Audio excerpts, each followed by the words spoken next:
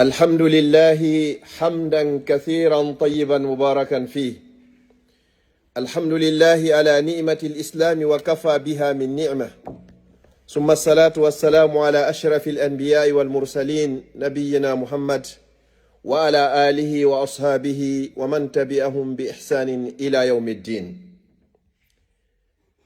أيها الأحبة، أسأل الله سبحانه وتعالى أن يفرج عن المسلمين، وأن يشفينا ويشفي مرضانا، ويرحمنا ويرحم موتانا، إنه ولي ذلك والقادر عليه. musidɓe julɓe tedduɓe, ɓawoen yettude o wiyeteɗo Allah bajjo seniɗo wawɗo mo ronkata, taguɗo en waɗi en bani adama, o waɗi en julɓe, o waɗi en e mofte ɓurɗe moƴƴude e moftaji. O newnani en hande kadi argol totta nde jumare ɗo. En juuliduno e buyyontere hande tawata hiɓe ka nder gaburuji maɓɓe. Enen kay si tawi ɗum ñande hewtani yo Allah taw hara ko e yaafaɓe. Miɗo toro Allah, tororamo inde makko ɗen fof e inde makko ɓurne mawde nden. Kala ka julɗo woni e hoore laalagal adna on himo jogii ande, yo Allah ittanmo ande makko nden. Kala ka o nawni mamo nawnira, yo Allah sellinmo sellinanamo. Toriki Allah marɓe ɓe yo Allah hon ɓeydanɓe, ɓe jogaki ɓe yo Allah hon okkorɓe. Mo be ko mapori yo Allah hon ittanmo ande men mun nden. Sukaɓe meɗen ɓe wonɓe ɗi laawi, ɓe toriki Allah yo Allah waɗu hijabu e maɓɓe, feƴƴina ɓe hoore jam moƴƴere ya rabbal alamin. أيها الأحبة، يوما من الأيام كان النبي صلى الله عليه وسلم جالسا مع أصحابه، فقال النبي صلى الله عليه وسلم: أنا رسول الله، أنا في الجنة، وأبو بكر في الجنة، وعمر في الجنة، وعثمان في الجنة، وعلي في الجنة. ثم ذكر الستة الباقي من العشرة المبشرين بالجنة. جمعني الله وإياكم مع هؤلاء في جنة الفردوس الأعلى يا رب العالمين. musidɓe julɓe tedduɓe, ñande goo nelaaɗo sallallahu alayhi wa sallam hiɓe tooli hiɓe jooɗodi e sahabaɓe makko ɓe. Nelaaɗo maaki wo ko min woni nelaaɗo Allah, min mi ɗo ka nder aljanna, komi naatoyey ɗo aljanna. ɓe maaki Abubakar oɗo kadi o naatoyey aljanna. ɓe inni Umar oɗo kadi ka aljanna. ɓe maaki Usman oɗo kadi ka aljanna. ɓe inni Ali kadi oɗo kadi ka aljanna. ɓe watti ɗon Talha, ɓe watti ɗon Zubair, ɓe watti ɗon Sa'id, ɓe watti ɗon 10 ɓe weltiniranoɓe foppo naata e aljanna. tawi ɓeɗo hiɓe wuuri ɓe heɓi o attestation ɗo wondema pellet ɓe naatoyey aljanna. yo toro Allah yo Allah moɓiniro en enen e ɓeɗo. si tawi noon goɗɗo tawi hirande makko e ittirɗum kooƴe ko so yenni ɓeɗo si dina makko kan sella, en tori Allah yo Allah danne en siga kan ɗon. musidɓe julɓe tedduɓe, o wiyeteɗo Aboubacre ni Siddiq huwa khayru khalqillahi ba'da al anbiya'i wa rusul. si annabaɓen fof ɓe feƴƴi, nulaɓen fof ɓe feƴƴi, ko Allah tagi kon fof ko Aboubacre ɓuri moƴƴude. o wiyeteɗo Umar, nelaaɗo sallallahu alayhi wa sallam makanno mo ñande goo ɓe inni wo hara gooto luttayno wuura e hoore o adna, hara o mayata ila yawmil qiyama. ko tambo ka dina ɓe inna ko Umar o wonayno. ko ɓe woni rijalun, ko worɓe ɓenni. ɓe inni Usman o ƴetno jawdi mundin o finansi fi sabilillah. ha nelaaɗo sallallahu alayhi wa sallam e maaki: ma darra Usmanu ma amila ba'da al yawmi abada. hande kadi o wawa gollude goɗɗum, hande kadi ko wata lorroyde mo yawmal qiyama. on ɗon kadi heeɓi on attestation ɗon. ɓe arani Sayyidina Ali radiyallahu ta'ala anhu wa ardah. ñande goo jihadi no fokkita, ɓe inni jango gadan la utayanna raya rajulun yuhibbuhu llahu wa rasuluhu wa yuhibbu llaha wa rasuluhu. jango mi ƴettay o drapeau mi jonna gorko, on gorko ɗon Allah e nelaɗo makko on no yiɗi mo, kanko kadi mo yiɗi Allah e nelaɗo makko on. ɗon kadi ko attestation total. nden ñande sahabaɓe ka salminanomo be hewti. Sayyidina Umar o ini wo ha hande o yiɗari laamagol sina nden ñande. jama on fop ari weedi, mo be no humpa andugol ko hommo woni on gorko jonneteɗo o drapeau. Allah e nelaɗo makko on no yiɗi ɓe, kanko kadi mo yiɗi Allah e nelaɗo makko on. nelaɗo sallallahu alayhi wa sallam ɓe laƴƴi gite ɗon foppe nder julirde nden fof ɓe yaari saydna ali ɓe inni ayna ali ibne abi talib, honto ali woni? on sa ɓe innimo howa yashku aynayhi, gite no muusa mo o wawari arugo. nelaɗo sallallahu alayhi wa sallam maki addano yeelan mo, ɓe yahani saydna aliya ɓe addi mo. nelaɗo sallallahu alayhi wa sallam jangi mo goɗɗum mocci ka gite makko, o filli o inni o gite musitari mo ha Allah yettitimo. ɗum ɗo ko attestation ji ɓeeɗo fop naafi ɓeeɗo wonne yewtude hutuba o himo arda yeeso. komi faaleteno yewtugol ko du'a goto hiɗen du'o mo ñande ɓe ñande, kono wattanen hakkille makko. sa tayyike ni a gayni attahiyatu lillahi on ha gasi, a waɗi salatul ibrahimiya on ha gasi, a waɗi allahumma inni a'udhu bika min azabi jahannama min azabil qabri ha on non yaltoyi, watteteɗo ɗon on. oɗo du'a nelaɗo sallallahu alayhi wa sallam ɓe makan mo oɗo seydna aboubacre, ɓeyni ammiɗo yiɗuma. hutuba mo ɓe sakkiti wadde on ko ɓe fatoto neññande ɓay ɓe hutubi ɓe wowluno goɗɗum hay goto famano e nder sahaba guluje temedere fop sina seydna aboubacre. ɓeyni wo jiyaɗo goto e jiyaɓe allah, allah suɓindinimo hakkude aduna on e lakara on, kanko noon o suɓike lakara on. julirde deƴƴi lew seydna aboubacre pette o hawti o wulli, o yini fadaynaka bi arwahina, fadaynaka bi ummahatina, fadaynaka bi awladina, fadaynaka kanko tun famuno nde ñande yewterde. nelaɗo sallallah alih w sallam maaki wo onon ɓe toliɓe ka nder julirde ɗo fop, on fop moɗon ɓe mi iwdi makka o, ɓe mi tawtidiri madina ɗo o, ɗowtunoɓe lawwo, jaɓɓiɓe lawwo, wernuɓe lawwo, holtimɓe lawwo, ñamminɓe lawwo, kala ko waɗan ɗon lankon fop, on fop moɗon mi wawi o yoɓitude sina aboubacre oɗo mi wawari heɓugol joddi ko mi yoɓitamo, mi acci joddi makko ndin ka Allah, mi tori Allah yo Allah yoɓumo. oɗo noon komi addani ɗimu gaddimaji ɗo fo ɗi introduction ji ɗo ko fiyen waɗu importance e du'a wonɗo e arde on. oɗo o heɓi garanti à 100% o natay aljanna, à 100%. ari ka qur'an ɓeɗo ɓe natay aljanna, nelaɗo sallallahu alayhi wa sallam jonni ɓe attestation ɓe natay aljanna. fi ɓeɗo ko goɗɗo yennata ɓe ɗo ta ɗum mapine. wandi no woodi woɓɓe goo sifa ko docteur yewta kon, ko yennataɓe, ko aybintaɓe, woɓe weƴƴitino kunsaso e maɓɓe koye ka nder aljanna. ko goɗɗo pono palannoto yenna ɓen ɗum ko la yusmin wala yuhni min jo. nelaɗo sallallahu alayhi wa sallam noon mi arta ka dars hiɓe tolodi e ɓeɗo ɓeyni ya ababacre womi torikema mi jeejima wota accu ɓawo kala julde ma kala ka nder julde ma o du'a ɗo.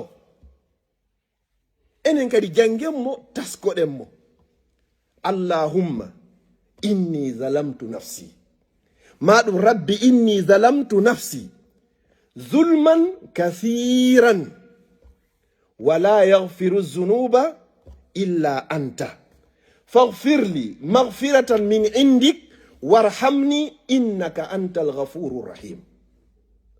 ko du'an foni ko fi honɗum o heɓi attestation o natay aljanna, kono ko fi honɗum nelaɗo sallallah alih w sallam inni mo allahumma ya an allah inni no min an wonɗo e wolde on zalamtu nafsi, pelletti mi toñi hoore am. komi toñi kon kadi naade goto mari ko zulman kasiran, toñe ɗuɗuɗe. mi feni zalamtu nafsi, mi wujji zalamtu nafsi, mi toñi ɓeygu an zalamtu nafsi, mi toñi moodi an zalamtu nafsi. mi jonni taari ɓiɓɓe am ɓen haqqe maɓɓe on ko zalamtu nafsi. mi janfike ko zalamtu nafsi, mi woni sabu goɗɗo sonjike ko zalamtu nafsi, mi toñi hoore am. sonnajo ƴetti hoore mum jombaɗo jonnoyi gorko, o toñi hoore makko. gorko waɗi sifa mum ko zalamtu nafsi, ɗum ɗo fof ko o toñi hoore makko. ɓe watti yeeso ɗon kadi zulman kathiran, hara kadi ko toñi ɗuɗuɗe kadi. ko nelaɗo maaki ɗum ɓe du'i ɗum kamɓe ɓe anduɗen noon ɓe mara bakka to hay e hunde. qad ghafara allahu lahu ma taqaddama min zambihi wa ma ta'akhkhar, allah yaafike ɓe fop. mo innaɗo on kadi yo torormo kadi o heɓi attestation ka qur'ana o naata e aljanna, o heɓi attestation kadi e juuɗe nelaɗo sallah sallam e naata e aljanna. kono ɓeyni yo toror on ɗo mi toñi hoore an toñe ɗuɗuɗe. wala yaghfiru zunuba illa anta. Allah e hore ko mi toñi ɗo fap ala wawɗo yafode ɗi bakkatuji an ɗo sina an Allah. Hiɗa andi fi majji ɓuri komi suuɗi yimɓe ɓen ko. Komi wawi suuɗade ko yimɓe ɓen kono mi watama suuɗade en Allah. Allah ɗi ɗuuɗi. Mi yahay mi wowla goɗɗum yeeso yimɓe ɓe mi suuɗo mi golla goɗɗum Allah yafola. Mi yaltay mi naata mi waɗoya goɗɗum goo hara ko antun andi Allah mi torike ma yafola. Wala yaghfiru zunuba. Ala wawɗo yafagol bakkatu illa anta sina an Allah. Ɓe watti yeeso ɗo gonɗum ɓeni wo faghfirli. Allah mi torike ma joni yafola. Faghfirli yafolan komi feni komi wujji komi jatti komi jeeni. Kala bakkatu komi waɗi ɗo o innari ko kunɗo e kunɗo ko kala komi waɗi kon foppo hiɗi ɗuuɗi haɗi feƴƴiti ɗi limotako. Faghfirli mi torike ma yafola. Yafafu yon kadi ko maghfiratan min indik. Yafafu yon haraka ka ma ton hinaga. Nyande mi tawoy ma. Nyande surroɓe arti. Nyande mi ɓora ha mi laaɓi. Mi wubi buuma e kasange hun gotu. Jasaɗo 3,50 m mi ubba. Leydi waɗa ha heewi nder ton. Ko nden nyande mi tori ma non faghfirli ya yafala. Nden nyande na dole mi jogi. Na hito mi jogi. Wona mi uru. Hay e hunde ala an hande kadi. Yabna Adam ayna quwwatu. Kayo ɓingel Adam honto dole maɗe. Ayna rihuka tayyib honto bargol mangol. Ayna maluk honto jawdi mandi woni. Ayna mulkuk honto laamu mangu. Ayna jahuk honto teddungal mangal.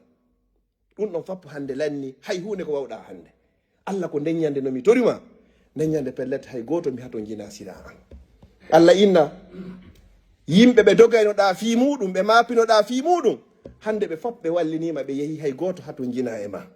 Hande walam yabqa laka illa ana. Sigo min tun Allah ne laaɗo noon ɓe anticipi hande kadi ɓeyni wo faghfirli mi torike ma yafola non ndenyande maghfiratan min indik bakon yafande immorde kama ton warhamni mi torike ma kadi yurmelan kadi mi bonnay bimbi min na accanan Allah inna mi accanima bonno ya nyalorma inna accanan Allah inna mi accanima kadi bonna kikiɗe ka inna Allah accanan Allah inna mi accanima ko ɗum Allah ini ka Qur'an laysa ka mislihi shay sifa Allah ala si tawi ko min ɗo a bonnilam bimbi mi accay nyalorma mi accay ka tammi to min nayi ɗum ko yawregoy bani adama ko ni Allah ko ɓurata mo welde ko neɗɗo waɗɗo bakkatu ha gayni andi pelleti mo mari jeyɗo mo inna Allah mi torike ma kadi yafala. Allah no yiɗi o jiyaɗo ɗo nelaɗo sallallahu alaihi wasallam hiɓe yewti e hadisul qudusi bani adama o sa jangimo a anda e pellet sa néglisari Allah ko moƴƴo o inni yabna adam ko yo ɓingel adam ko enen sendidiri ɓeɗo ko fulɓe ɓeɗo ko sosoɓe ko maninka ɓe ko américain ɓe ko europe o noddu ɓingel adama fop yabna adam kayo ɓingel adam wo law ataytani bi qurabil ardi khataya sa ari a tawilan ga haraɗa hebbini leydi ni fop bakkatu ɗa hebbini leyɗi en ɗen jeeɗɗi e kammul ɗi jeeɗɗi fop bakkatuji ma antum summa laqitani kono noon tawala nga la tushrik bi shay'a kono noon hara sirku ala nder ton dey si tawi ɗum ɗon ala ton mi transformay on bakkatu ma ɗon fap ko hebbini leyɗele jeɗɗi e kammuli jeɗɗi mi wattanama moƴƴi o inni kadi wala ubali hara kadi ko jewati jeman fou hara mi hajaka kadi hara haju an ala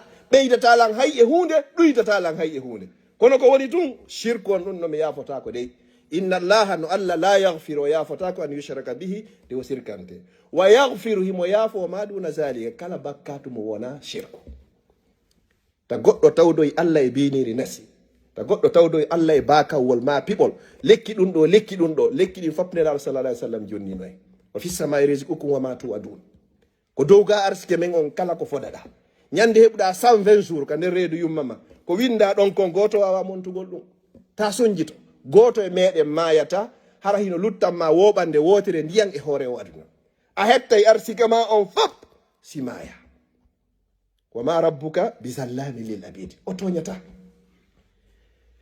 ndare seydina Umar nyande o silmuno ɓay woni balɗe ka nder diina himo joɗodi e sahabaɓe adino e wona adde ka nder diina o yinni enene laaɗo sallah sallam koko men waɗi fof bakkatuji ko honno fiiɗin nelaɗo sallah sallam maki al islamu ya jubbu ma qabla so goɗɗo naati l'islam Allah yafoto ko feƴƴino kon fof kadi. Nelaɗo sallallahu alaihi wasallam on Seydina Umar ɓe inni onon ɗo fof miɗo ɓuri on moƴƴi ka Allah. Oye na ɓuri min moƴƴi koye nadde ka dina wonɗa? O inni hi par ce que onon ɗo fof miɗo ɓurno on keferankaku adomi wonde julɗo. ɗo jaɓi ɗum o inni hi o inni a ɗin keferankakuji ɗi mi waɗno fof ɓay mi jaɓi Allah mi naati ka dina Allah wattanilan ɗi fof majji moƴƴi. Kombo wawi sifa ɗum ɗo ko Allah pet ko ɗum ɗo woni laysa ka mislihi shay. Jango e ayon suratul furqan wo sinaɓen tuubuɓe rutti ulaika ɓeɗo waɗuɓe ɗum yubaddilu llahu sayyi'atihim hasanat. Allah changeay o ƴetta kanko ko boni kon o jonnama ko moƴƴi kon.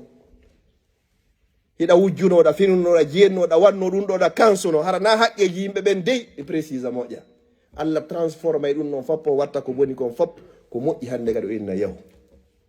ɓay mi surrinoma ka aduna mi wirtarima hande yaw mi yaafikema. simi ƴetti on fop mi meƴƴi o yiite jahannama hay hunde nafatala. simi ƴetti on fop mi naɗi aljanna hande kadi hay hunde ɓeydatala. wo golle ko wonɗon golde kon fof ko fi moɗo. Nelaɗo sallallah alih w sallam e maaki hadis sahabaɓen kara hamɓe famirimo o ala hay e goto e moɗon mo golle muɗum moƴƴe woni ko naɗoyta aljanna. Sahabaɓen ɓaydi wiɓe ɓe maaki wala anta ya rasulallah, hay an. Nelaɗo sa sallam maaki wala ana illa an yatahammadani llahu bi rahmati. Sina tun Allah mutinoyanka nder yurmede makko noon mi gowa wari gollugol ko moƴƴi ɗo haara ɗen golle moƴƴe wawi yonude ko okkilan aljanna.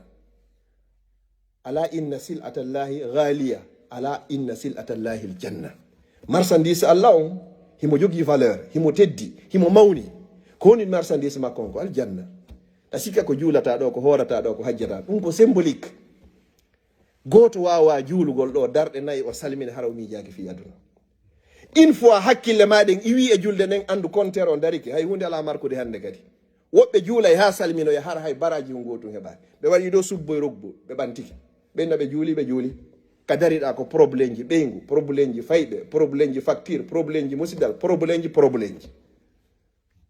Haray ko noon compteur on o darike markata few fi hoɗɗum hakkille ɗen ala toon. Dalil meɗen e mum nelaɗo sallallah alayhi wa sallam ɓe maaki laysa lil mar'i min salatihi illa ma aqila minha aw illa ma aqala minha. Neɗɗo on o mara baraji hay e hunde e julɗe makko nen si wona yeru ko hakkille maɗe woni kon e julde nden. O ɓe men no yo calculiɗo jogane ko wiɗa Allahu akbar fuɗɗiɗa janngol fatiha ha salminoya ko combien de fois hakkille maɗen iwata e julde nden ora few yara nokkugo. Kadi yalti o hara hande kadi darike fus ala e markude no waywa compteur hon kon ɗa darike nde ɗe artito wo fuɗɗo kadi markude kadi. Si gasoyi noon dara ko combien de seconde heɓuɗa ma combien de minute heɓuɗa e nder julde ma nde fop. Joni noon anton nde julde ko wonɗen fijirde ɗo enen ɗo fop ñande goo en maayay ɗum ko pellet goto men sikkitaki ɗum. Se maayi nden ñande mo be men ko adete landitede e golle mum fop kala ko anduɗa a golli ɗo ko fi julde ma nde o landotoma ene julde nden hinde régili a juulno e leer comme il faut juulirnoɗa ka juulno tum ɓay wonu a juuli ñande tawata basin labaɗo no woodi o mi yaka juulirde mi présente o hara tigui ɗum fiyomi ɓen andu mi heeɓi basin ka tigui on ko mi wonno juulirde ko fiyo Allah yoɓa. Ala ko ɓuri mawnude ka Allah, ala ko ɓura yiɗede ka Allah, ala ko ɓuri teddugol ka Allah ɓuri nde julde. Dalil meɗen e mum goɗɗo arno e landi nelaɗo sallallahu alayhi wa sallam o yini nelaɗo sallam ayyul a'mali ahabbu ila Allah. Ene golleji ɗin foppo yeetila ko honɗum ɓura yiɗede ka Allah, honɗum Allah ɓuri yiɗude. Nelaɗo maki as-salatu ala waqtiha ko juulugol e leer. Hadiseji ɗin fop ko oɗo ɓe addi ɗo. Juulugol e leer no juulirte noon ko ɗum Allah ɓuri yiɗugol. Dalil ɗiɗaɓon kala farilla hun kon anduɗon Allah farli e dow meɗen. Allah jonni ko Jibril o ari o jonni ko Muhammad sallallahu alaihi wasallam ka hoore leydi ɗo si wona julde nden. Julde nden ko jungo e jungo. Ko Jibril arani Muhammad ɓe yehi ha ka kammu dow o yini mi jonnima ɗum ɗo 50 ɗuytira doy ha lutti 5. Sa juuli waktuji ɗin fof 5 comme il faut hiɗa mari barayi wa juulɗo waktuji 50. Sa yeebi ɗiɗo 5 ɗa mari bakka to yeebuɗo waktuji 50. Ko be men yo hasibi ɗon non hoore mum e nder waktuji ɗin 5 ko ɗi jelu heɓata julde jama. E nder waktuji ɗin 5 ko ɗi jelu juuloytaka juulirde. e nder waɓutuji ɗin jowi ko honɗi heɓata ka saffa arano ka nder juulirde. ɓay Allah e nelaɗo makko, Allah e afwan, Allah e malaika ɓen ka saffa yeesoje ɗo kamɓe ɓe juulata. kako accugol ha ɓe darna to ara juula ka escalier ji ɗo yiltora ɗon dogugol fi aduna, dogugol ko tawata a hendota ko ila yawmil qiyama. mi jonnayi misal e ɓe mawmen ɗo ala gisansi o jaati jam fewndo ɓe fuɗɗi ɗaɓɓugol jawdi hari min mi heɓaka. hande miɗo yaada ɗo e 40 ans ha joni ɓe faala jawdi ɓurila lannata. wallahi summa wallahi on yiyata janguɗo ɗo 10 ans 15 ans haray woni tigi yon kukur mo wala nando 10 ans duuɓi sappo goɗɗo no jogi gandal duuɓi sappo jeyi ko gandal tun sa yimara tigi o woni kukur. docteur woni ko 16 ans ɓe waɗi Saudi 16 ans kono hande sinama docteur maki ɗum ɗo goɗɗo alaga feƴƴa 16 ans pet buy e meɗen ɗo no gasa hay mimi heeɓi ɗo 16 ans han joni mi ronko heɓude coggu kaari ñaaso e ɗiɗoy ronk han joni ɗa dogude. kono wallahi si imamu ari ɗo o ƴetti ɗo joni amma yata saaluna o ƴetti ɗo yaltete ɗo germete ɗo ha semaine prochaine kadi hayɓe germude ono neeɓi mi wayitiki hunɗo wabi rabbil kaaba kaka juulirde ɗo natata hiɗa nerga jogande makka natuɗa malaikaɓe no wiide allahummaghfir lahu allahumma arhamhu allahumma tubu alayhi. Allah min torikima yaafo, Allah min torikima yurme o, Allah min torikima jaɓango. sa yalti ɗo lanni hande kadi kono hara hiɗa hawji iwgol ɗum ɗon ɓayna ƴetta e mbuɗɗi watta ka jiifa kaka tañƴiniɗa 50 € heɓoyto ɗo ko ɗo yarata heña. musidɓe julɓe tedduɓe hewtanoyte ñande goo hewtanama sayu hara sa innama ya ƴettu kala ko jogiɗa, kala ko jogiɗa fiya hendo ɗum ɗon haray hiɗa wakkili kono hara ala ka ƴette amara ko ko wiyete baraji ko Allah pette andi ko valeur baraji ko honɗum woni baraji. mi ñawlota ko ɓe mawɓe ɗo joni 50 € mi ara mi juula fana e alansara e futoro e geeƴe e subaka mina joni ƴette baraji ɗum ɗon accanolan 50 € ɓe jaɓata ɓe anda ko honɗum ɗum waɗete ko Allah pette andi ko ɗum ɗo waɗete. kanko andi pourquoi waɗani fana 4 alansara 4 futoro 3 geeƴe 4 ɗa koye feññine ɗum ɗa koye suuɗe few ko hikmatum min indi kanko pette andi ko waɗani ɗum ɗo. en duwaka wedditade ko wiyete julde ko kutuma wo ko kutuma julde nden mawɗo goto mi darnira ɗon hutuba an on duuɓi 60 ko filitoto ɗen sono ɓe son 60 ans mawɗo on o ratari julde jama ka juulirde ka saffa arano duuɓi 60 ko wiyete ko nawnare mayde nangi mo eɗɗere mayde nangi mo tawi o wata yaldugol ka suudu makko hewtoyo ka jaami. ko honɗum o waɗi o inni ɓiɓɓe makko ɓen inni baaba hande hiɗa jogii nganto hiɗa nawni juulu ka suudu o inni wo so tawi hiɗo yiɗi lan ko fotata e gabbun zarra ronde lan naɓol lan ka jaami mi juuloyato. ɓiɓɓe ɓen ari o yowi e hoore maɓɓe koyɗen no dasade ha ɓe hewtinoyi mawɗo on ka jaami. mawɗo on ɓe naɓi darde aranere ɓe arti riwaya jego ɓe inni ko subaka almuhimmo ko waɓtu ka jaami o ka darde sakkitoro ɗen ka mawɗo on sujji ɗon ko ɗon Allah ƴetti wonki makko ki. subhanallah ko moye mi woni faalaga sifa o battane maɓɓe. man asha ala shay'in mata alayhi neɗɗo fof neɗɗo ko wuuri e hoore muɗum kon koye hoore ɗum kadi Allah ƴettitayma ko ɗum wonata sabu ma ko wonɗa e dogde muɗum bimbi e kiikiɗe jemma e ñadorma yo Allah walla en fof hara ko fi makko koye hoore ɗum Allah woni ko wonata sabu ma hande kadi. joni ƴettu dalle 24 heures leereji nogayɗi 4 ɗin divisa ɗon sendaɗi ɗon ndara ko leereji jelu tawata ko ɗiɗo waɗanɗa fi lakarama on ndara ɗon ko jelu waɗɗa fi aduna on. musidɓe onon toliɓe yeeso an ɗo mayde oustage Bari Suhunun no hani en wajugol hande en jooɗo nde ɗo moɓodiran go'o 2 3 4 5 6 7 8 no gasa hitande hara hay e goto e meɗen anditare fi oustage Suhunun. arno sa'i hunɗo kala ka ɓe tawaka haray mbattu ngun hino manki hande ɗo en jooɗo comme si rien n'était ɓe yahino deƴƴi few se woni ɗo ila honde tan ko enen tawtoytaɓe na kamɓe artata wallahi summa wallahi ko enen tawtoytaɓe kamɓe ɓe artata. jonnomo be meɗen yo daari ko honno woni ƴettirde tan muɗum on tinnorde. sa ƴetti ɗon hande kadi andi pellet ɓeɗo ko hulɗa kon mayde fewndo ɗo ko noon ɓe hulirno ko adduno ma kon ɗaɓɓugol Europe ga ko ɗum addunoɓe Allah ari ƴettiɓe ɗo e hoore ɓeygure maɓɓe e ɓikkoye maɓɓe e hoore faalihoye maɓɓe tawata timmari o inni miɗo besonni ma miɗo hatojine ma arga ko golluɗa ko miɗo falama yoɓitude. enen ɗo fof si goɗɗo golliɗo joni ha lewru ma à partir de le 29 30 hara fuɗɗike darde compte on ɓe yoɓi kaɓe yoɓare joni noon ɗa kadi ñande Allah ƴettituma wo ko yo yoɓito e ko golɗa kon wa an laysa lil insani illa ma sa'a. neɗɗo wo ala to sina ko gollani hoore makko wa anna sa'ayahu sawfa yura. wallahi golle maɗen kada herto e to so hasbiri noon hoorema porto ɓen ɗo ɓe janni en ko honno dargal feƴƴiroyta ni fewnɗo mo ɓe ko honno landodirte ene handike empoji maɗi ɓe rambusima ka ɓe rambusarima ko an rambusata ka ko kamɓe rambusayma fewnɗo ko ɗum tuwoni actualité o. a andi ɗo pellet ɓe calculay fou ha ɓe laaɓa pos siko centime hun gotum ɓe duwama kon artay ha kon hewtama. si tawi kadi ko anduwaɓe ɗo 10 000 pellet a jonni tawi ko honno ɗi hettorta pellet ɗi hettoto kam ko ɗon wiya Allah ini ka Qur'an mali hasal kitab ko honɗum heɓi ndu talkuru ko honɗum heɓi nde deftere la yughadiru saghiratan wala kabiratan illa ahsaha. ndu accari hayye hunde na ko jandi na ko fandi ndu calculi fop mo be men ɗo kala kaydi hun ko marɗa hiɗa anduɗa sa naɓi kunka impôt arta e seeɗa ay hay waɗa demande ko hetto jonnitoyaɓe kamɓe kay ko noon ɓe calculirta ha ɓe anda ɗum ɗo pellet timmi ɓe jonnitama lakara kadi ko ni wallahi.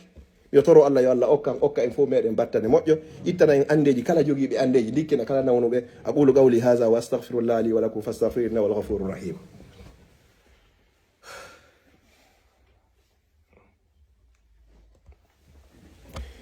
الحمد لله على نعمة الإسلام وكفى بها من نعمة ثم الصلاة والسلام على من بئس رحمة للعالمين محمد بن عبد الله وعلى آله وأصحابه ومن والاه. أما بعد هناك 5 أصناف الله سبحانه وتعالى سيقيهم عذاب القبر جعلني الله وإياكم من هؤلاء. musidɓe julɓe tedduɓe ɓawo en yettude Allah mi darnira khutba an on ɗo no woodi noneji jowo e yimɓe ɓeɗo Allah danday ɓe ledde gabru. yo Allah dandan on fof moɗon e mawɓe men wuurɓe e fatiɓe fof ko wiyete ledde gabru. si gabru on moƴƴi ko woni yeeso ton kon ɓuuri e moƴƴude si ɗon boni wallahi ko yeeso ton ɓuuri e bonde. no tawa e mandeji ko dandata goɗɗo ledde gabru almudawamatu ala qira'ati surati al-mulk duumagol ñande be ñande e janngugol suratu tabara ko ayi 50 jogi hiɗa hunji janngo a hunjaki fontu janga tentini non kikiɗe nde hiɗa waalo sa duumike e maggol Allah waɗaygol sabu ko danduma ledde gabru. ɗon woni go'o. wa saniyan man mata yawmul jumu'a aw laylatul jumu'a mo Allah arsiki kadi maygol ñande juma ma jemma juma ñalorma juma ma jemma juma no tawa e mandeji moƴƴanede hay si tawi non goyna nde ñande on tigi mayey no tawara ko moƴƴana kono nden ñande gay ko signe goo nela noon sallallahu alayhi wa sallam kamɓe koye tene woni koɓe faati kono hiɓe maaki maygol juma ma jemma juma no tawa e mandeji moƴƴanede fiyon no andi ko nden ñande dargal ngal darota ko sina e ñalande juma ñalande ɓurde moƴƴude nden kadi e nder yontere nden fop haray ko ñalande juma. yo Allah arsi ko e nde hiɗen maaya hara ko e yanɓe shahid. asalisi man haulai man mata matbunan kala neɗɗo kadi mayɗo hara ko wiyete ko muusu reedu. masala nde nawnare ko arno kamen ko wiyete choléra si ɗum nangi goɗɗo hara ko a julɗo hiɗa gomɗini ma o coronavirus ko fewndi fewno ɗo julɗo duwaka hulugol ɗum ko ya wonu pré toroɗa Allah nelaɗo sallam maki man sa'ala Allah shahadata bi sidigin ballagahu llahu manazila shuhada wa in mata ala firashihi. kala toriɗo Allah yo Allah ƴettitum hara ko yanɗo shahid Allah arsikete ɗum no hay sayga hoore dankima mayɗa. maygol coronavirus ɗum ko succès wonande anduɗo hara ko julɗo kala mayɗo hara ko muusu reedu kala ko wondiri à l'interne nder hara hiɗa gomɗini ko a julɗo a konta e yanɓe shahid ɗa konta kadi eɓe Allah dandoyta lette gabru ɓen kadi Allah dando e lette gabru. nayaɓo on ko hombo man bata murabitan ko neɗɗo waluɗo hara ko aynugol julɓe ɓen fewno jihadeji ɗi yehete no enen ɗo fewno ɗon ko honɗum ko aynugol o nokku mo wonɗen e muɗum ɗo par ce que ɗum no sattani en no satti moko mbaɓe salliga ko muɗum ara tawa julirde no soki o neɗɗo noon ƴettuɗo tammum foppo ari law o uddita hara tawa hino laaɓi no urna ha moƴƴi hiɗa tawa e ɓeeɗo ɓe Allah dannoyta ledde Gabon. A heɓay ɗo moƴƴere ɓuri ko heɓata to, kono a wattana hakkil.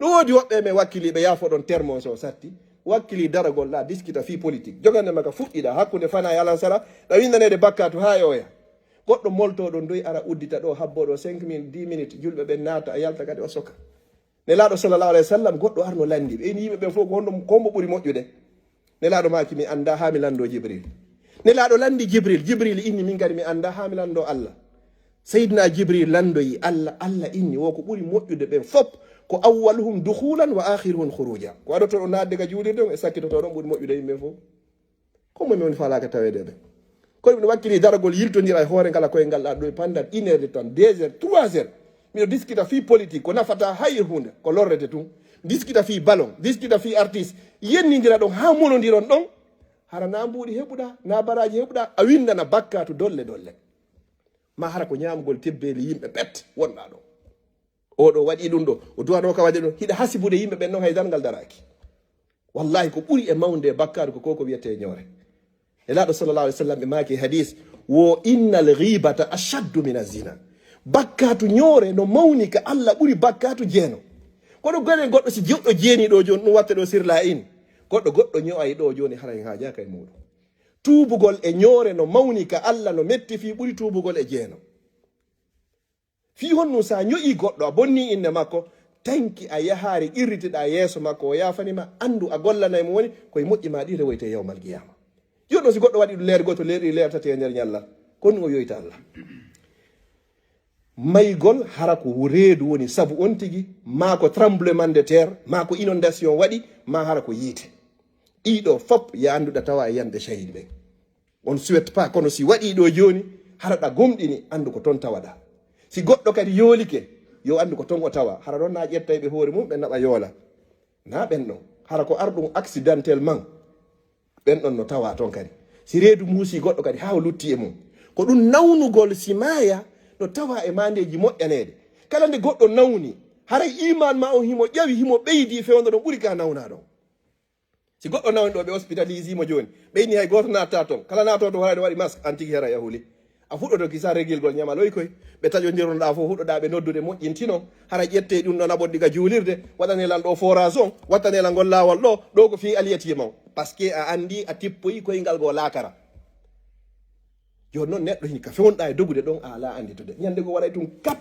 Allah ini qul innal mawta allazi tafirruna minhu fa innahu mulaqikum hiɗen dogude nden faala kala ka wiyete mayde kono kayri ka hine dogude jokka wo on fotta e mayre wa akhiran sakkiti ɗon ash-shahidu fi sabilillah neɗɗo yanɗo shahide yangol shahidi sa ƴetti deftere maɗa yiwde belgo ara norɗo jangugol kala ko hiɓma ɗon luttuɗa e lawon ko a yanɗo shahide sa imbike baraban ɗo hiɗa arde ga juulo ko homma addude ko jangugol li wajhillah na fi yoyne min kadi mi jangi mi wawi wajade mi wawi wadde khutba mi wawi ko li wajhillah fiya iw e majjere yaha e annora andu sa lutti e mum ko a yanɗo sahid joni noon sa wawata yaade jangoya nelaɗo sallah sallam maki wo kun aliman aw mutaalliman aw samian aw muhibban li haula wala takun khamisan fatahlik wonu gando ma jangowo ma landotoɗo ma yiɗɗo ɓeɗo nayo wowata wono jowaɓon sakko halkoɗa ƴettu jawdi ma ni finance a fay ɓen janga finance wallahi summa wallahi nde ñande goɗɗo ko ɗo ari ka magazine ɓe capaɓe ɗo himo sodude defte qur'an kala o andi kala ka fayɓore jangde o sendita min hawrodirne mum valeur de 500 euros tawata ko minen ɓuuri hendade monta ɗuma ɗo defte ɓurɗe fanɗude ne modèle be modèle o yinni men ƴettu 50 oɗo mi anda ka o iwri mi anda ka o fewri kono himo andi pellet qur'an ala ko waɗe sina jangoygol si goɗɗo jangoy ɗon alifu goto heeɓi baraji 10 kanko mo mari 10 nden ko jangirtede ila yawmil qiyama no gasa on 500 yo ɗo wonta saabu ko hokkimo aljanna an calculi ko jiɗo finance uɗa hara hina fi Allah mi toriki Allah subhanahu wa ta'ala ya Allah ɗo golleji men ni fara ko sabi Allah allahumma la tufarrig hadha al-jam illa bi zammin maghfur wa sa'yin mashkur wa amalin mutaqabbalin mabrur Allah mi toriki ma kala marɗo ande ittam mo ande makko nen Allah mi toriki ma kala nawndo mi toriki Allah subhanahu wa ta'ala ya Allah dikkimo kala jogiiɓe andeji yo Allah on ittamɓe mawɓe men fatiɓe fof yo Allah o yaafoɓe toriki Allah subhanahu wa ta'ala leydi meɗen lagineni yo Allah feppini hoore ko yiɗo yarli ko fokkiti ka meɗen ɗo yo Allah arsi komo yimɓe nunɗuɓe fewɓe o wata golledude en toriki Allah subhanahu wa ta'ala kala yiɗɗo lagine ɓiɓɓe lagine ɓen fof yo Allah yonnumo laamu ngo en toriki Allah kala yiɗaɗo lagine ɓiɓɓe lagine ɓe moƴƴere ila yawmel qiyama yo Allah ardimo e hoore meɗen mi toriki Allah subhanahu wa ta'ala kala konnago e hasidanka ko woni hakkunde ɓiɓɓe lagina yo Allah on ittu. mi toriki Allah yo Allah feppindi en hoore ko yiɗi o yarli. yo Allah arsike o yiwgol gonga, arsike e jaɓgol gonga e wowlugol gonga. mi toriki Allah yo Allah arsike yiwgol mere wo'itagol mere. yo Allah dandu en ala e wawata e jogede. musidɓe men nawnuɓe ɓen foof ko Allah mari cellal yo Allah cellimɓe. marɓe ɓe yo Allah on ɓeydanɓe mo be ande hunko jogui ko Allah wawi ittude yo Allah on ittanmo. rabbana atina min ladunka rahma wa hayyi lana min amrina rashada wa sallallahu ala nabiyyina muhammad wa ala alihi wa sahbihi wa sallam tasliman kathira wa akhiru da'wana الحمد لله رب العالمين وأقم الصلاة.